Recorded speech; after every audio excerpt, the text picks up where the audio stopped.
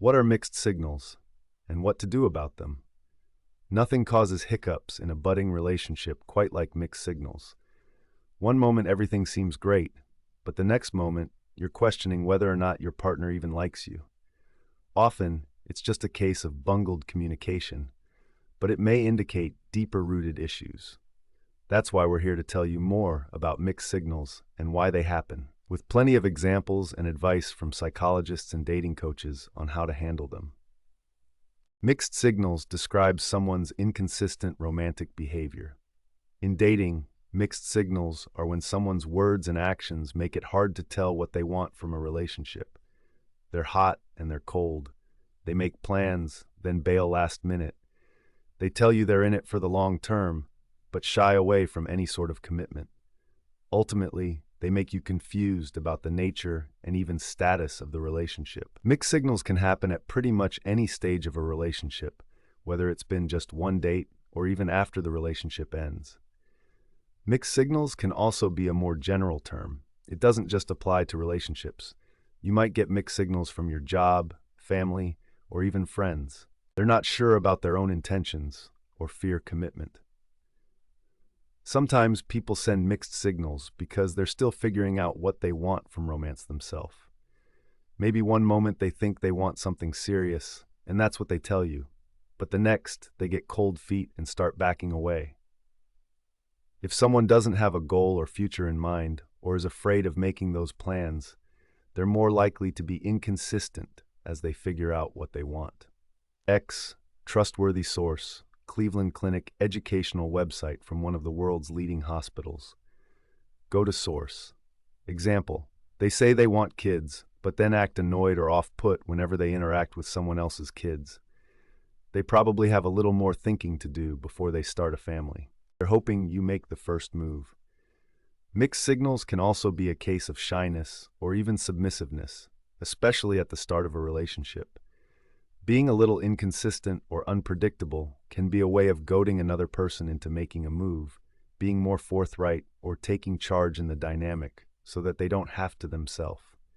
Example, they keep suggesting a coffee date, but never propose a time and place, or even decline concrete plans, hoping that you'll be more aggressive in your romantic pursuit.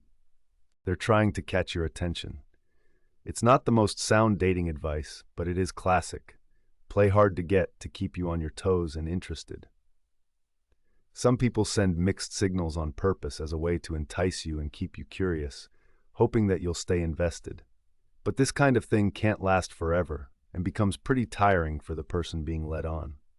Example, they usually act warm and friendly toward you, but occasionally their mood becomes chilly, hoping you'll work harder to overcome their stonewalling after you've gotten a taste for their good side.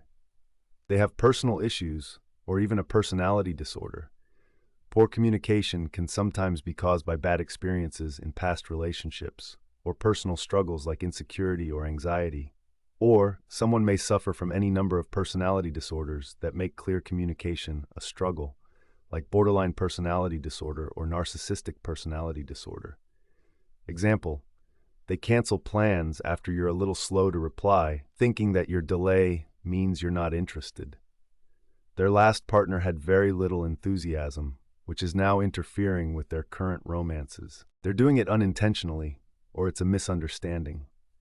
Sometimes mixed signals are truly just a case of crossed wires. They might say something harmless or even positive that makes sense to them, but their meaning doesn't totally come across, and it gets interpreted as something negative. That's why it's best to, and honestly, whenever possible, and avoid playing the mixed signals game. Example, they bail on 2 plans in a row without much explanation and leave you feeling like they're not interested, but in reality they're taking care of private matters that keep getting in the way. They're hot and cold all the time.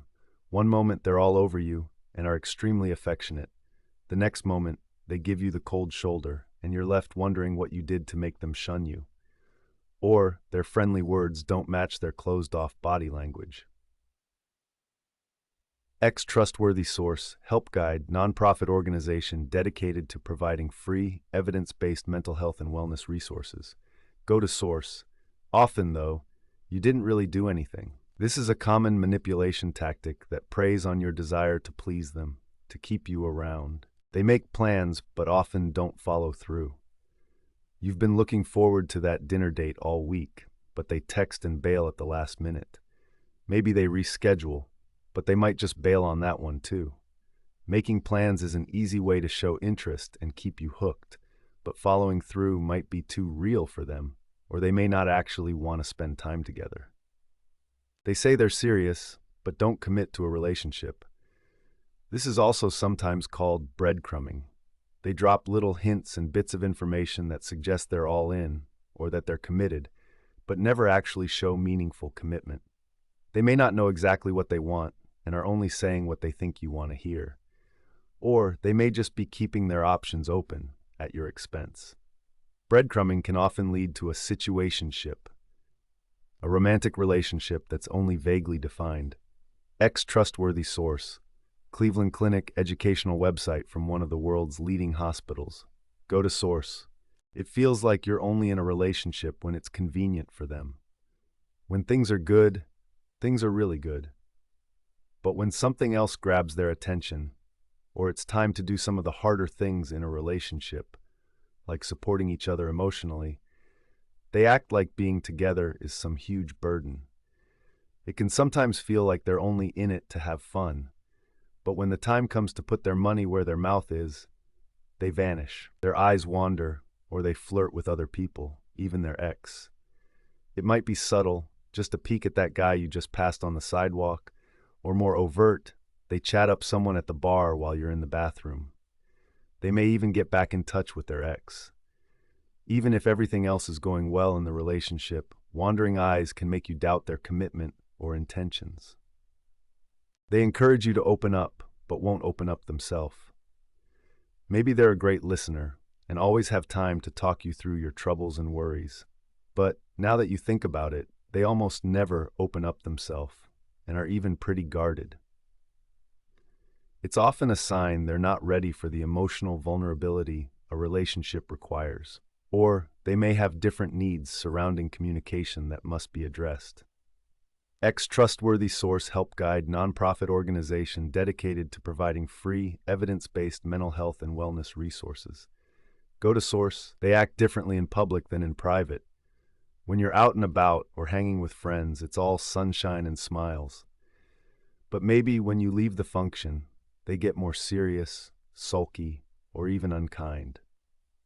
Sometimes it's an indicator that the relationship is more for show, and maybe the two of you aren't the greatest pairing. On the other hand, some people just aren't as comfortable being intimate in public as they are in private, for reasons that may be both personal and cultural. They still reach out after the breakup. Don't get us wrong, it's totally possible to have an active and healthy relationship with an ex. But if they keep hitting you up even if things didn't end on great terms, or they ignore your own boundaries post-breakup, those are some serious mixed signals, and it's often best to keep your distance, at least until the dust settles. You're still hooking up. Post-breakup sex is messy territory. There's nothing inherently wrong with it, but it's easy to catch feelings again, even when you're trying to keep things casual.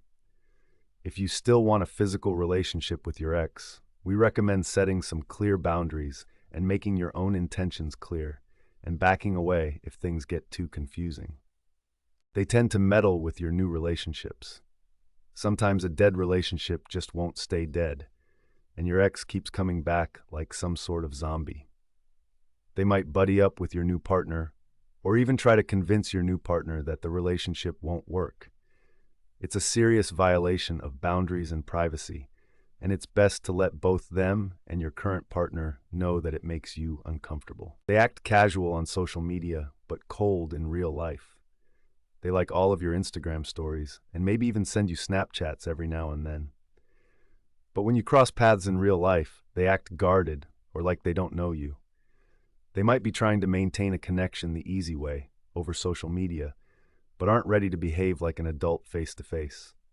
It could be time to block them. Don't take the mixed signals too personally. In most cases, the mixed signals have less to do with you and more to do with the person sending them. They might not know what they want, or have a less than perfect vision for what a relationship looks like.